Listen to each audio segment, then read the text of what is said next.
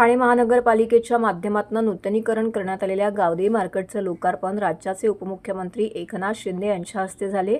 यावेळी त्यांनी आग विझवताना शहीद झालेले सागर शिंदे आणि काळू गाडेकर यांना श्रद्धांजली अर्पण करत त्यांना शहीद दर्जा देण्याबाबत शासन सकारात्मक भूमिका घेईल असं आश्वस्त केले।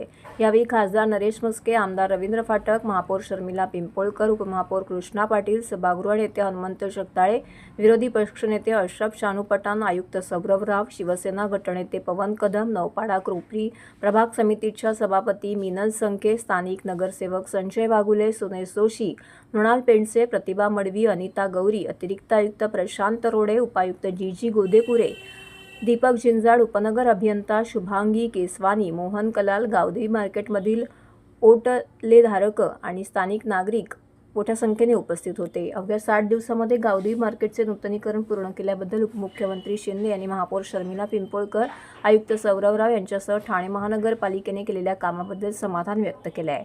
भविष्यामध्ये अशा दुर्घटनांची पुनरावृत्ती होऊ नये यासाठी आवश्यक ती खबरदारी घेण्याच्या सूचना त्यांनी दिल्यात।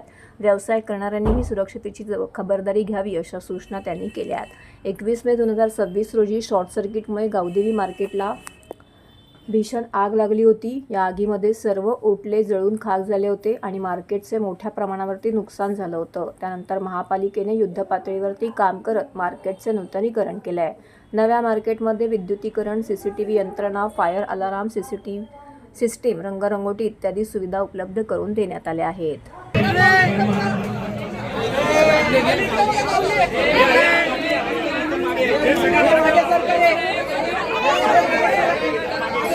ये मत बताइए क्या कुछ इसको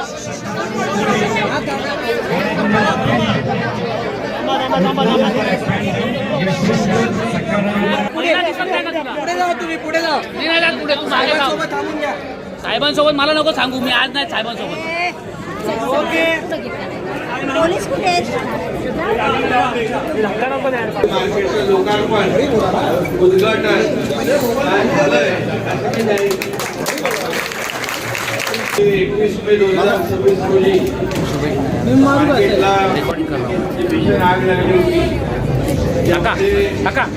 सागर शिंदे आणि काळू गाडेकर हे दोन महापालिकेचे कर्मचारी या आग विझवताना शहीद झाले।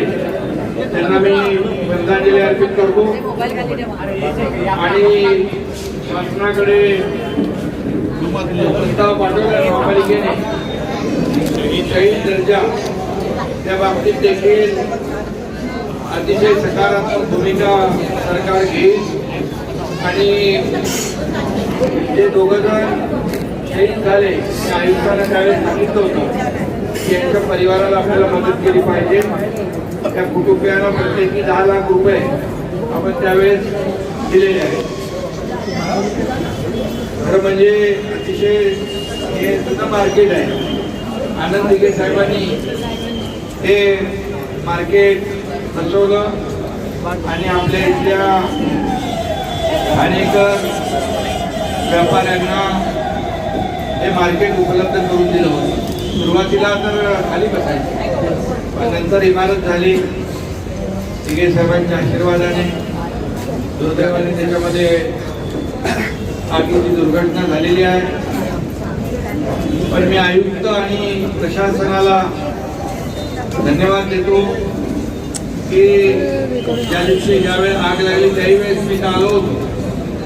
अवघ्या 60 दिवसामध्ये युद्ध पातळीवर हे मार्केट सुरू केलेलं आहे। याबद्दल मी आयुक्त आणि आपले प्रशासनातले अधिकारी यांना धन्यवाद देतो।